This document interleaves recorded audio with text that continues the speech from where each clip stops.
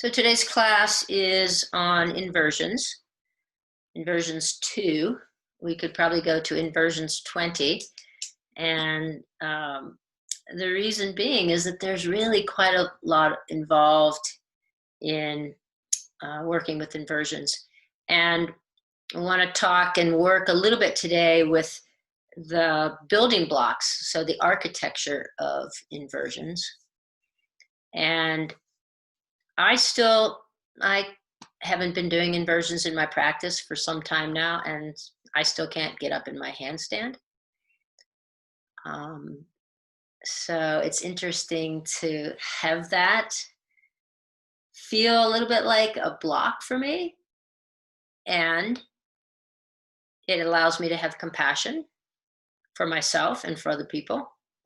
So no worries today. Whatever you do is going to be of value to you.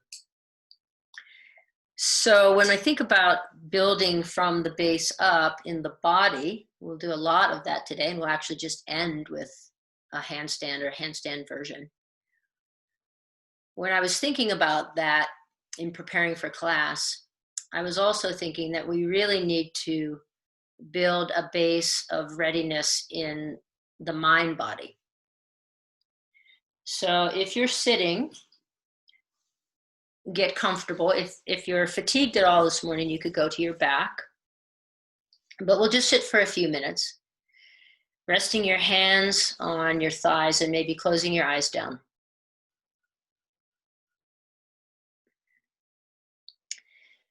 And drop your chin slightly towards your chest, lengthening the back of your neck and lining up the back of your skull with your sacrum.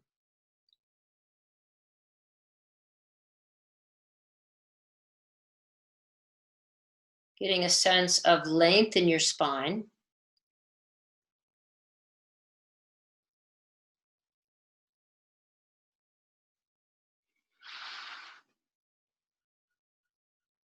And then anchor yourself in some way. The breath is a great way to anchor in presence. Or you could move through your body, just scanning through your body.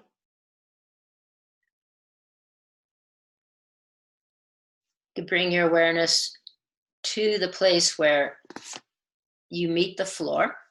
So if you're sitting, your sit bones, thighs,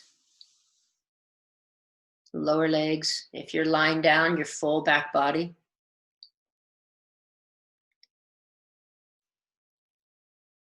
You could anchor with sounds.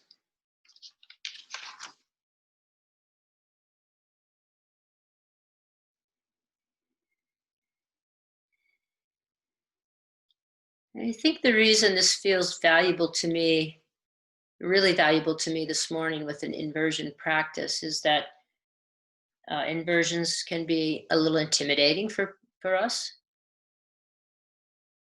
And even though we really want to practice presence all the time in our lives, it's particularly important when we have something that calls for a little more attention.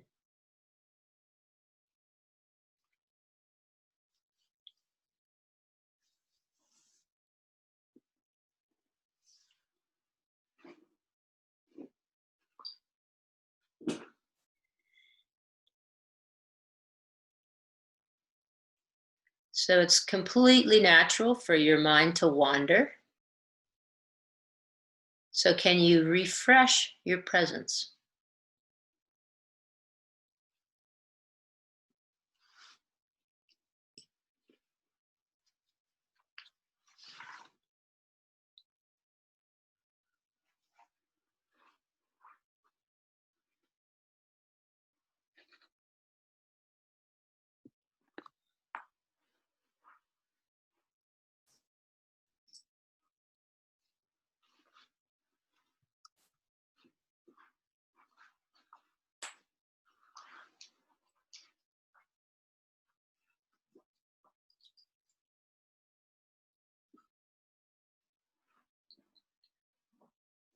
Whatever it takes to refresh the presence, your presence. Keep coming back without any judgment.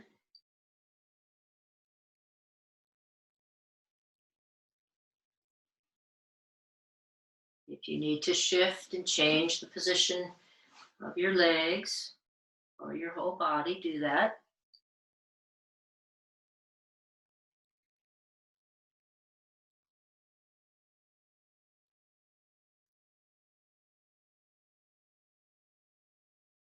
And when you feel like you're really solidly in your body, you can begin to just move through your neck. So dropping one ear towards the same shoulder, and coming through center and taking the other ear towards the other shoulder. And just begin with that movement, back and forth, bringing the chin towards your chest with each time, side to side.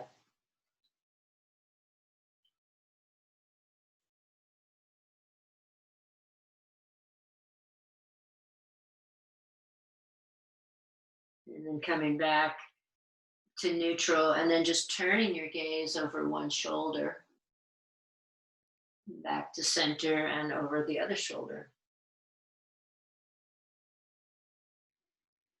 And as you do this, keep the spine long, so the back of your head lines up with your sacrum.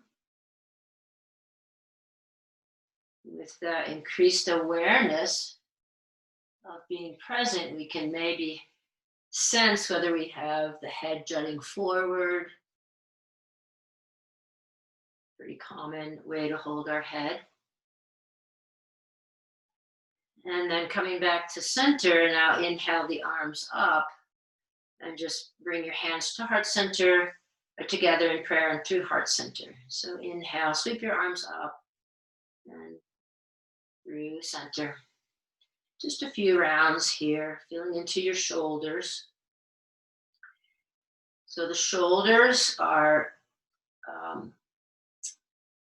pretty active in inverting, right? We tend to think that's all the physiological work will happen. Of course, we need to have good connection to the core, to the legs, but the shoulders are pretty darn important. So as you inhale the arms up, feel your shoulder blades slide upward. Allow this to happen. Allow this to happen.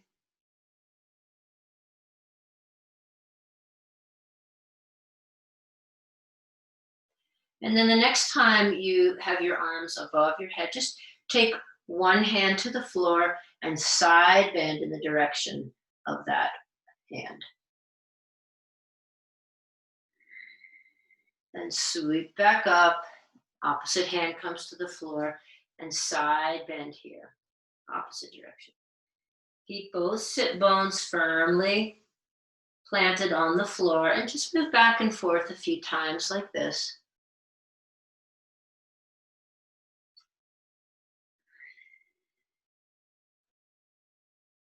Head can be neutral. The next time your left hand is planted, right hand extended, turn your gaze to the inner right arm. And then on the exhale, reach that arm away and look in the opposite direction. Feel stretch through the inner arm, front of the shoulder. Inhale, sweep the right arm up, gazing at that inner arm. And exhale, press the arm away and turn and look in the opposite direction. Do a few more like that.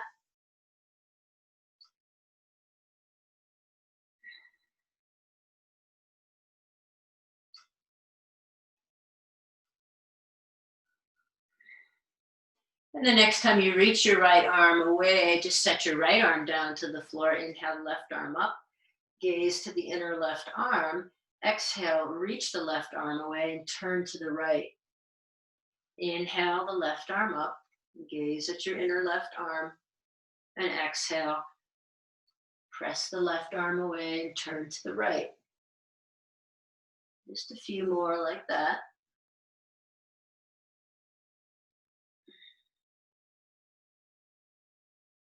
And you really feel the action of the scapula moving with the movement of the arm. Good. And then come back to center. And now take your belt, and you'll take your belt and place the belt around your, just between the elbows and the wrists, about shoulder distance apart. So you might have to take a couple seconds to fix that. And then with your belt as evenly placed between elbows and hands as possible, inhale, reach the arms up and press against the belt. Really press out against the belt and feel the work in your shoulders. Now notice if in doing this you draw the lumbar spine in pretty a lot here, and then see if you can minimize that drawing in and draw your navel up and in, so engaging at the core, gathering at the core as you press out against the strap. Building a little heat in the body. And then you can release, take the strap off to the side. Interlace your hands, and we'll work through a few rounds of figure eights in one direction and then the opposite direction. And you might find when you go in the non-habitual way, it feels a little odd. That's okay. See if you can play with going one direction and then the other direction. And then press palms away, reach the arms back up. Feel the shoulders move with the arms, but allow yourself to have space in the neck. So the outer border of the scapula, the outer lower border, rotates out towards your side body, towards your side waist. Good. And then release. Release your hands down to the floor and come on to hands and knees.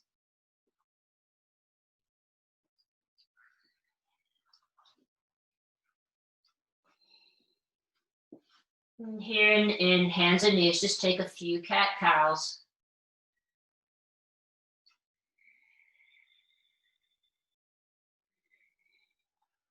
And stretch one leg long, turn your toes under and pulse through the calf. So in the legs, the calves are pretty important for being able to kick up into a handstand. So we'll just stretch and pulsate the calf here. And then take the other side.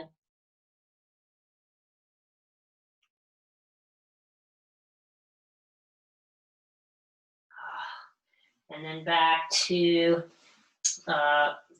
sitting on hips on heels, Vajrasana. Good. From here, just come down onto your back momentarily. Okay, and come into Supta Tadasana.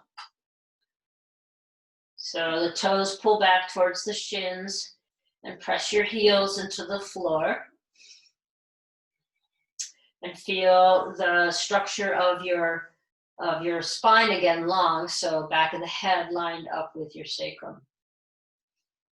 And then reach your arms up towards the ceiling. Press your palms towards the ceiling. Engage the shoulders.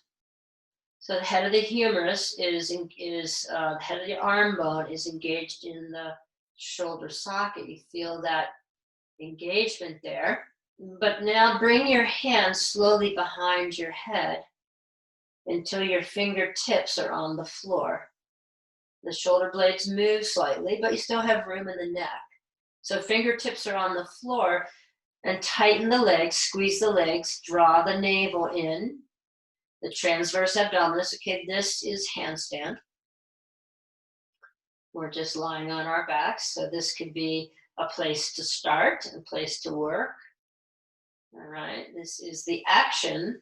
These are the actions here in the arms and the legs for handstand.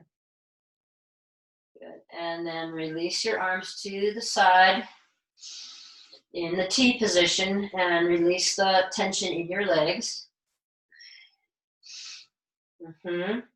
And then draw your arms together above your chest. Bring your elbows together and your wrists together, and your palms will face you. Curl your fingers under and draw your fingers, your whole fist towards you. And then if possible, bring that all behind your head. So your knuckles touch the floor behind you. And then release the hands, open up, palms up towards the ceiling, sliding your arms back to the T. Bring elbows together, hands together, curl the fingers under, curl the wrists, bring the hands behind your head, knuckles touch the floor behind you, and then open up, spread the wings, palms up towards the ceiling. Bring the arms together, elbows together, forearms together, wrists together. Palms are facing you. Curl your fingers under and bring the fist towards you. So you're curling your hands in, right? And then bring your hands behind you. Touch your knuckles to the floor. Open back up. You're in the T position now. You bring your elbows together, forearms together, the pinky side of the hands together. Curl your fingers into your palms, and then curl your whole hand towards your forearms, towards the inner forearms. And then slide everything back. Touch your hands to the floor. It'll be your knuckles, at the backs of your hands, the knuckles near the backs of your hands, and then slide everything open. Good. Now take your soles of your feet to the floor. You can rest your hands alongside or on your belly, but take the feet almost up to your buttocks, right? And we're just going to feel for this engagement in the hamstrings, because we really need the hamstrings to engage as well when we go into a handstand. So pressing your feet into the floor, lift your toes, heels are pressing into the floor, and then press your hips up and scoop your heels back towards your shoulders without moving your feet. So you could even take your hands to the back of your legs and feel the engagement in your hamstrings. Just feel that engagement in the hamstring. And then with your arms to the side, or you could take them in the robot position, just lower back down. We're going to do this a couple times just to really get a feel for how to get the hamstring engaged. So again, you press your feet into the floor. Everything else, back is all touching the floor, arms out to the side. Lift your toes. Lift the toes, press the heels into the floor as you lift your hips. And then isometrically draw the heels back. Feel the work in the hamstrings.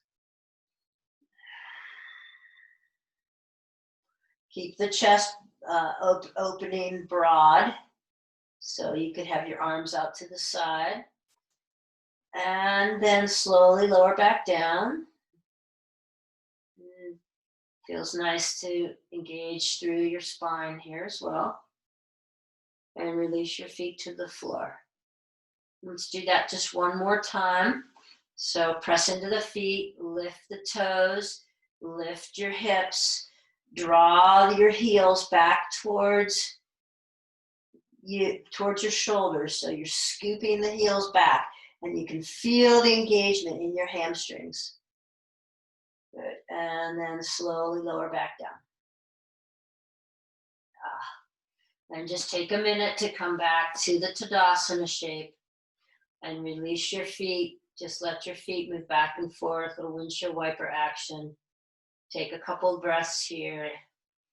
Just integrate that movement, those actions. And then either roll to one side or cross at the ankles and come back up. So we'll come back to the strap. We'll come back with the strap and take your strap and put it in that same position between the hands and the elbows. Take your time to make it right. So get it about shoulder distance apart. And then you're going to, hopefully, you can do all this at the same time. Just roll the top edge of your mat back. Place the heel of your hand on the edge of your mat and your fingertips out in front. Okay, so often when we are on our hands, right, we let the weight dump into the heel of the hand, and that's really hard on the wrist.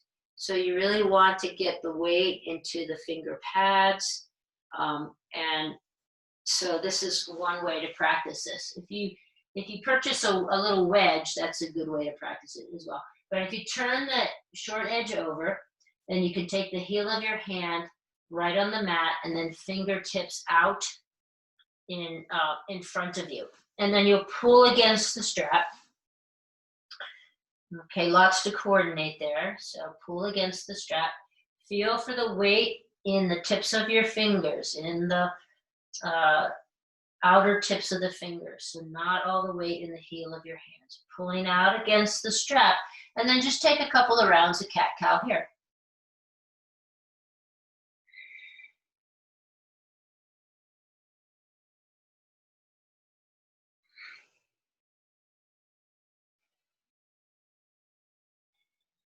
Good. Turn toes under. Press the hips up and back, downward facing dog. Pull out against the strap.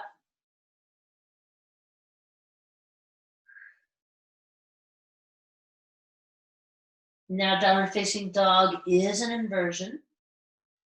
So this could be your inverting for today. Squeeze the legs.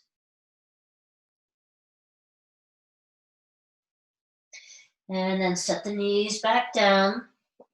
Set your hips back down on your heels. And now take the belt, take your arms behind your back. And now the belt's going to go above the elbow. We did this the last inversion class. Belt above the elbow, and press out against the belt and reach the arms back. So we're stretching the front of the shoulders, getting some blood flow there.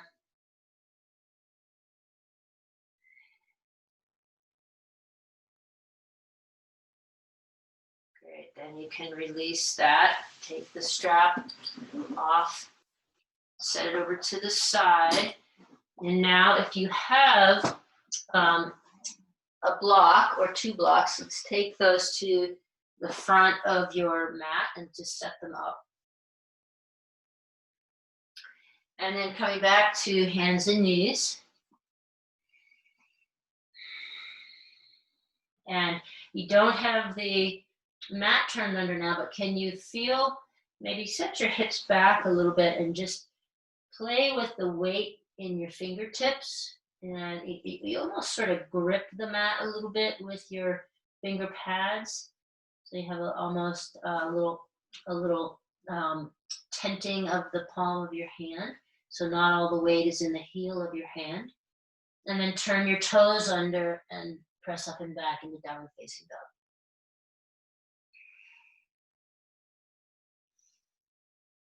dog. Okay. And then walk your feet up to your hands. And with the blocks in place, you can just take a forward fold here. Inhale, press into the blocks and lengthen the back of your head, lined up with the sacrum. So lengthen your head away. Ardha Uttanasana. And then fold once more.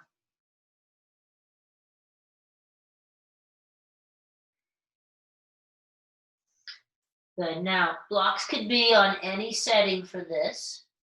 We're going to move into standing splits and just work the legs.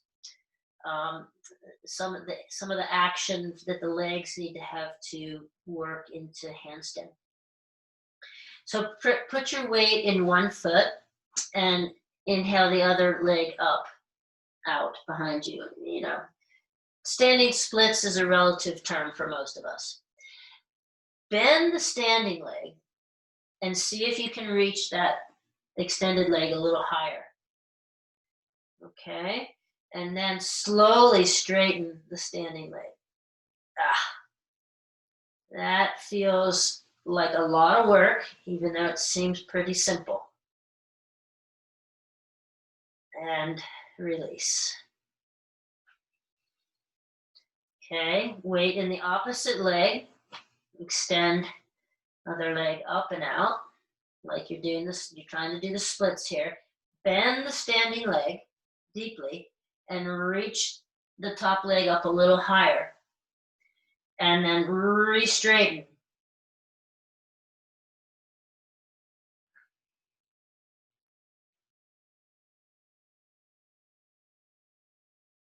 And release. Now just move your blocks out to the side.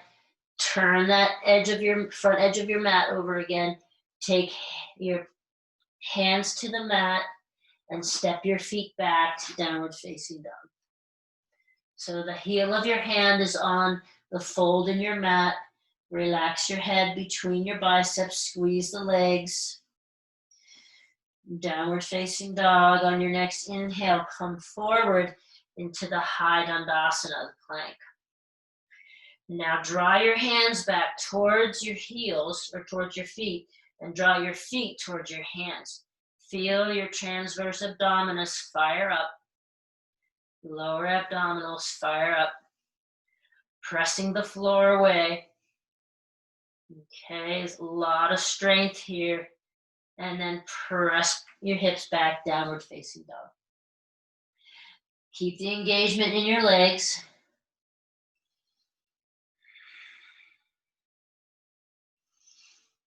And then drop your knees to the floor. Drop your hips back to the child's pose. Rest your forehead on the floor. Bring your arms back behind you, Balasana. Just rest here for a couple breaths in Balasana.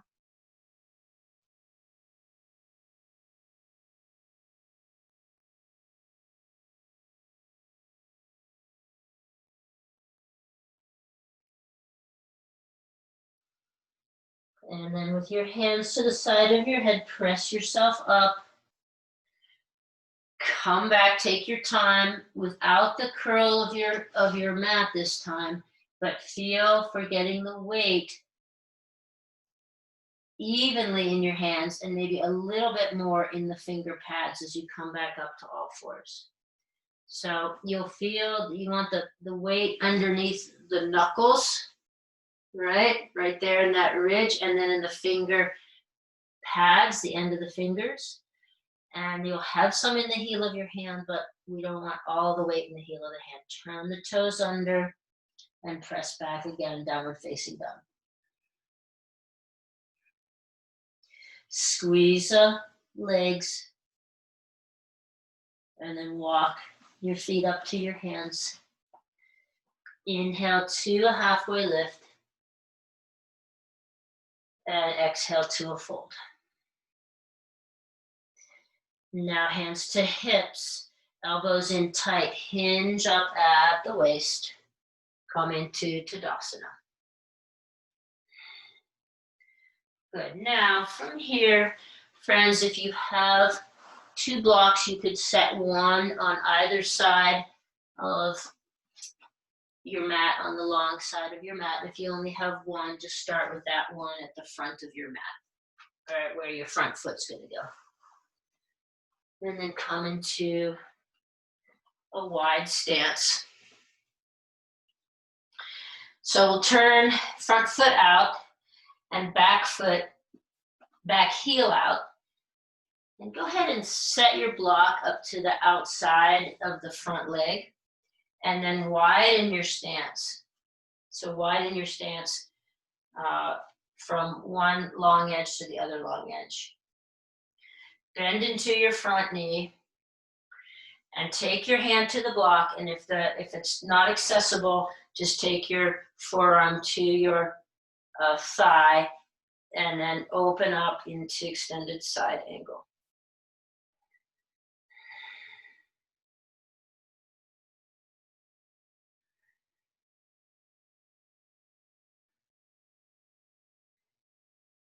Use the top arm to inhale yourself back up.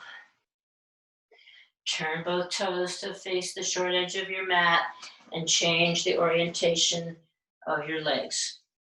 So turn the other foot out, other block comes to the outside of the front leg, heel out on the back foot, and then use the full width of your mat. Good, bring your hand down to the block or your forearm to your thigh, and then sweep your top arm up and over, extended side angle.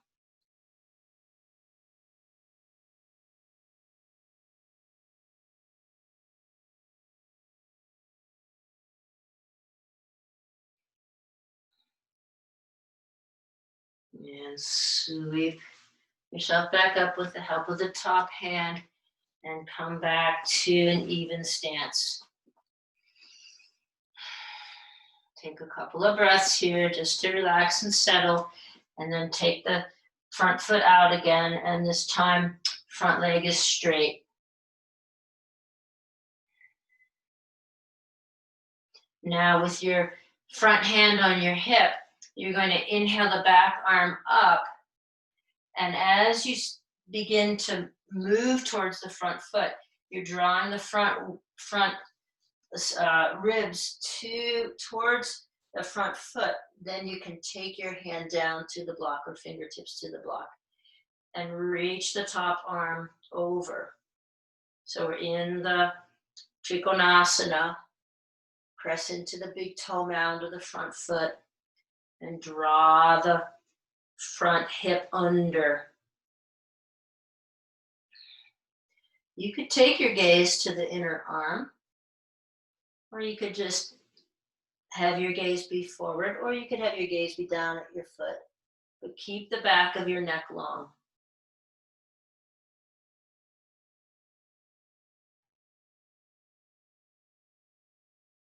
And then to come out, bring your top hand to your waist, bend your front knee, and come up. Turn your feet. We'll take the other side.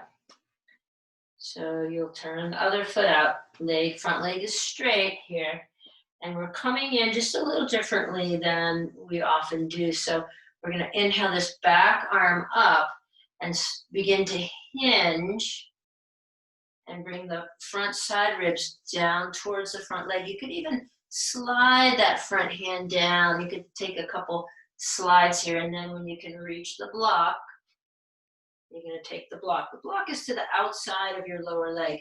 If you can't reach the block, just keep your hand wherever it lands comfortably. So it might be at the front of your shin, front of your thigh, and then bring the top arm up and over. And the shoulder, you feel the shoulder blade on this side move with the arm. Allow that to happen. And wrap the tricep towards the floor. So the pinky side of your hand sort of is, you could, if there was a side that was more towards the floor, be the pinky side of your hand. You feel the wrapping of the tricep. And then press into the big toe mound on the front foot and externally rotate the front thigh.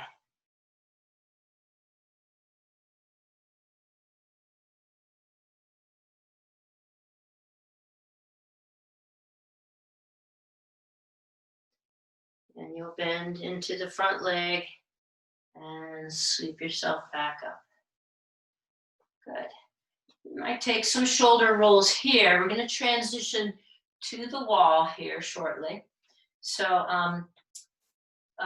what would be helpful is if you have, even if you have a little teeny bit of wall space, if you don't have wall space, I'll give you some suggestions for other inversions. I'm going to change my orientation to, so I'm going to move out of the frame for just a second, move my mat.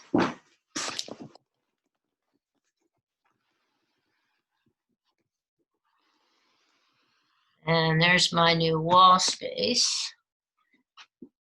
And I'm going to take the short edge of my mat to the wall. Okay. So take a minute to set yourself up.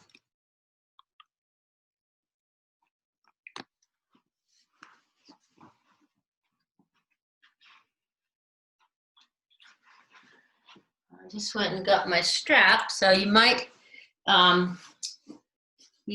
use the strap with some of the actions we'll take next. Okay. So the first thing we'll do is we'll come into a short downward dog. So I'm going to put my heels up on the wall, my toes turned under, and I'm going to come into a pretty short downward facing dog. All right, so that the hips have to be pretty open here. All right, so you can, if it doesn't feel like you can come real short, just come a little bit short. All right. And you can take this in stages.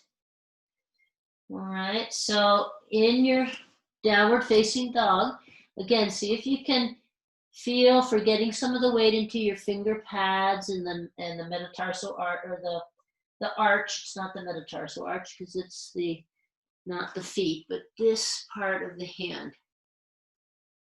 All right, okay, and then you can reach one leg up, and you can just stay right here, doing one leg at a time, and just feeling into that. And if you're ready, take the other leg up. Press into your arms, press the floor away rather with your arms, and engage the legs.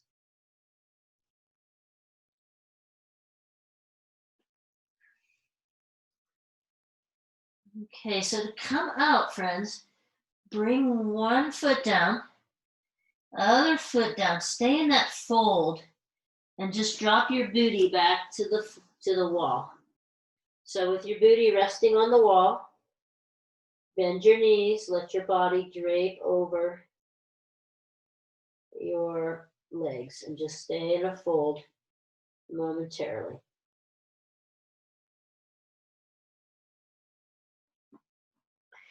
And then I'm just going to slide down so I can address you.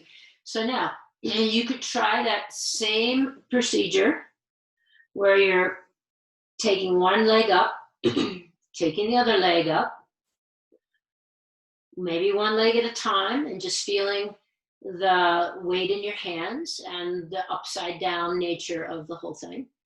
Or two legs up and practicing that again. Okay. Last time, we also did the hands out a little further, heels up. We still have a short stance, but we practiced the inverted L. So if that feels better to go there and work with that, you can do that here, the inverted L shape. Again, when you come out, keep your head down for some time. Okay, third option with our as we come into with our belly to the wall, is to come into the short downward dog. One foot up, other foot up, and then you can try to walk your hands in closer to the wall. I have a big struggle with that. So if this is where you are, you're in a handstand. But if you want to try walking your hands in closer to the wall, you can. Remember that when you come out, stay in that fold. You can take your booty right to the wall and just come into a fold. Supported forward fold with your sit bones right against the wall. Okay. Now, The other work, of course, is to do the kick up into the wall. So I'll turn around.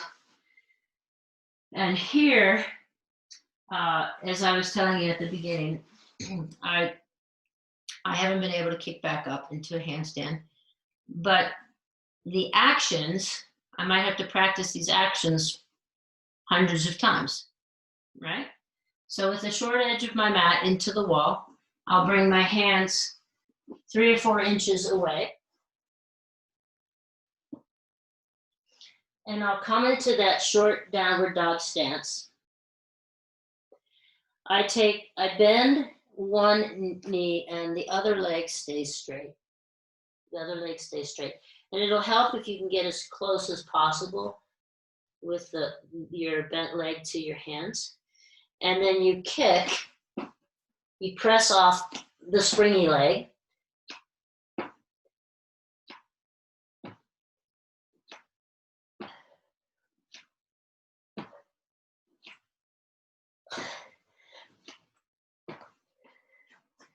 The top leg, the straight leg, keeps working towards the wall. I almost got it there. You can try both sides to see maybe if one side is easier than the other. You're going to have a preferred side.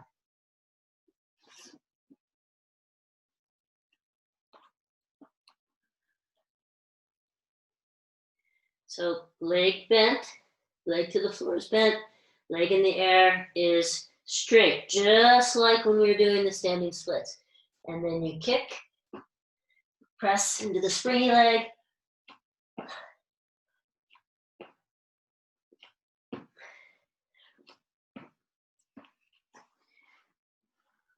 The first side I did was clearly my stronger side. So figure out which is your stronger side. That's the one you're probably going to get up in.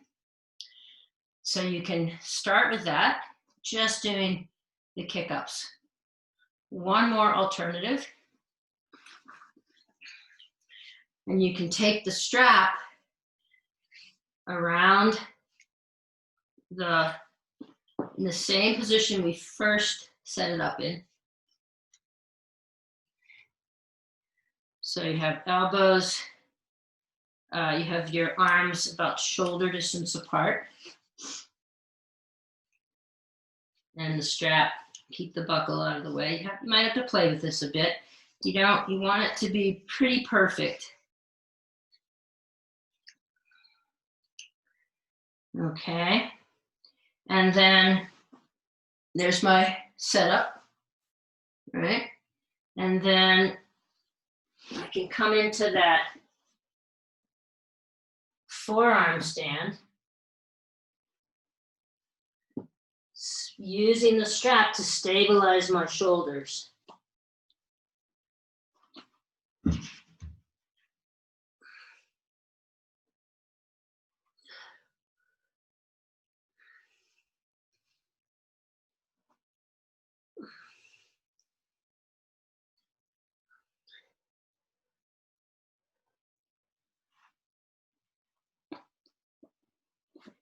Keeping my head down when I come out, just for a few breaths.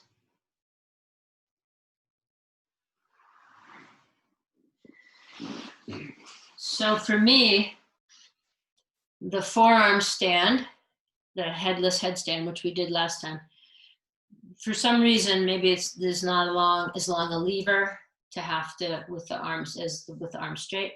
It's a little bit easier for me to get up. A little bit easier for me to work on the kicking action, which is required to get up into the full handstand. So lots of options there. And now I'm going to take my mat back out to the front of the room.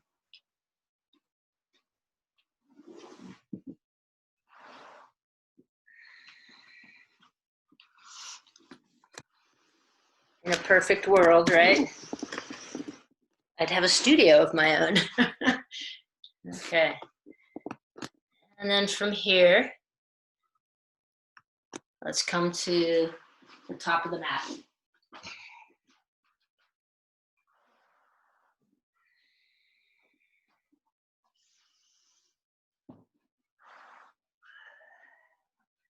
in Tadasana, and inhale your arms up. Exhale, fold through center. Halfway lift.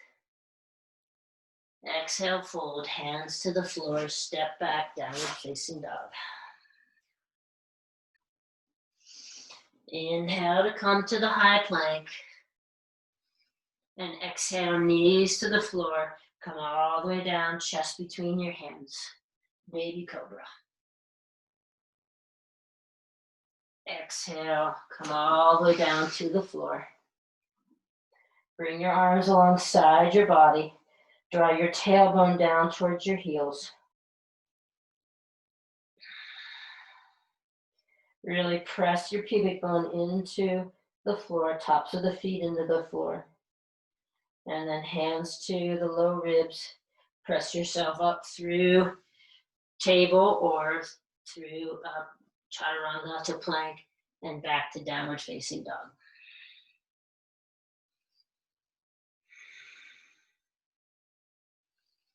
Inhale your feet up to your hands in a halfway lift, and exhale, fold.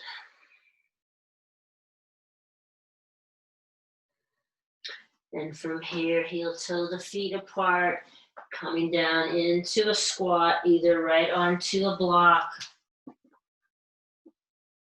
or just squatting and holding the squat. Reach the arms forward. Open through your back.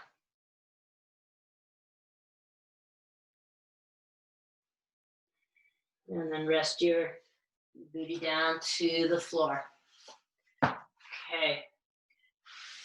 If you have two blocks now, you're going to take one block in this long position, the other block in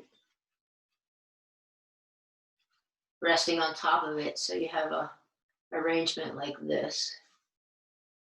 Okay, if you only have one block, you're just going to, we're going to come into a supported legs up the wall. If you only have one block, the block is going to go underneath your sacrum in this orientation. So you're resting your sacrum on the block like so, right underneath the sacrum. If you have two blocks, I would encourage you to try this. So one block in one orientation on the lowest setting and the other block on the other orientation in lowest setting. And then you want the top block to be lined up with the bottom block, and that's the edge that's going to go underneath your sacrum. So you'll press up, a little coordination here. Take this whole business underneath your sacrum, then take your hands to the edge that's farthest away from you on the bottom block and kind of hold onto the block and press it into the floor. So you'll really feel an opening through your chest. Okay, and then legs up.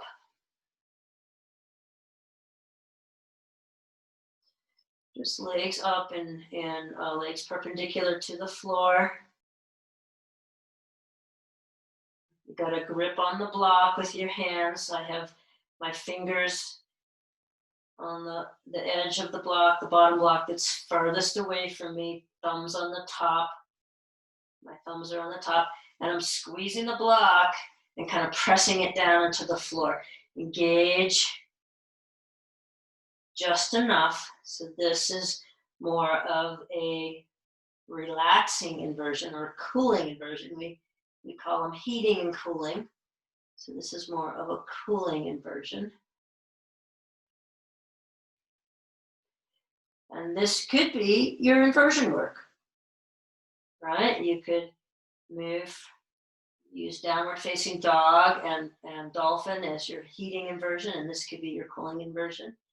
There's no requirement to being a yogi that says you have to do a handstand. Yeah. All right, you could release your grip with your hands and relax the arms out. And then bend your knees and take the soles of your feet back to the floor and slide maybe one block at a time, might be easier. Out. Move your blocks out of the way. Come back down to your back. And now anything that feels like it's calling to you, perhaps pulling the knees in, you might take a few twists, some version of twisting right and left. Take your time before you settle into Shavasana. Take your time to support your settling back down.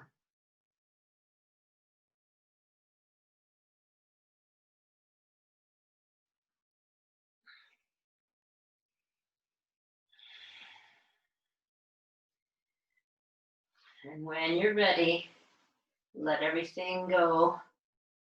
Let everything come into some stillness once again in the Shavasana.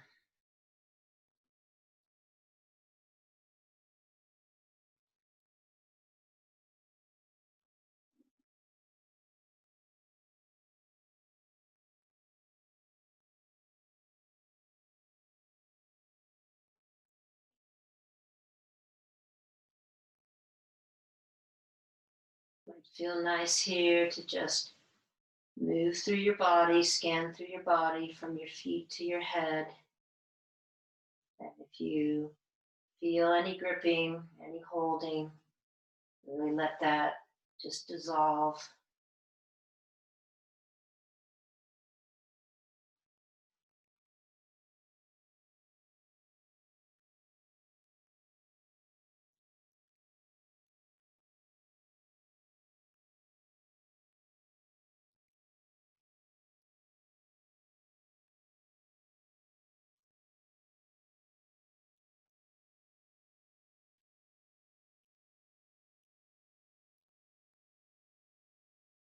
Can you sense the pulsation, vibration, sensation in your body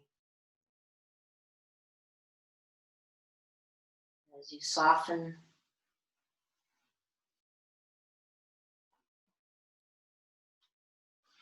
soften the hands,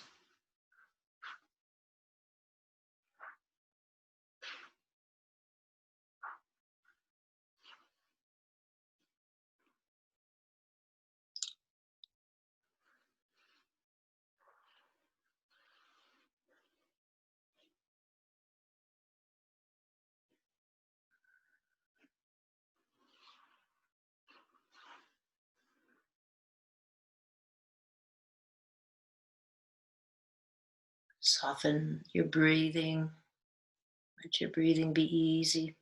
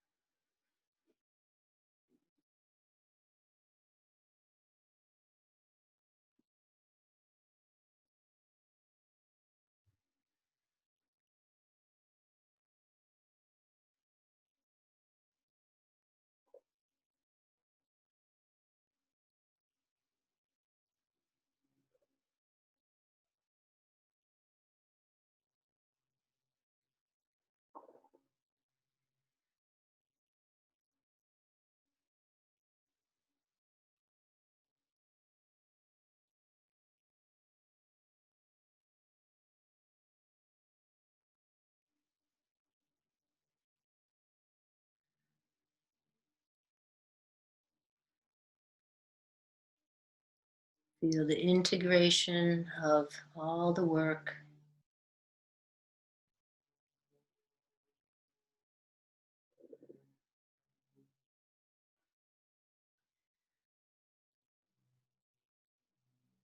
Here you could take your hands to your heart.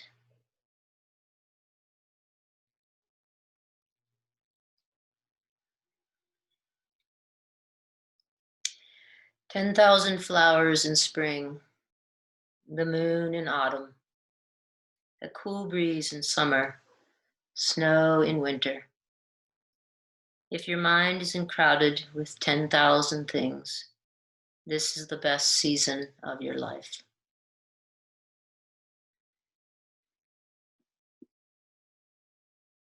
Giving gratitude to yourself for showing up, perhaps a round of silent ohms.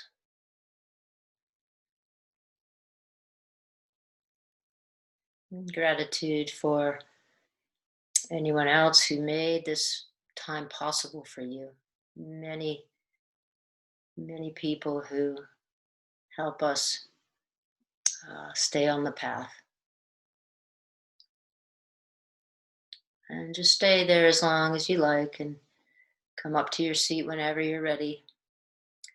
I am deeply appreciative to all of you for showing up, for really providing me an opportunity to use my gifts. So thank you for being here and have a really brilliant and amazing day. Namaste.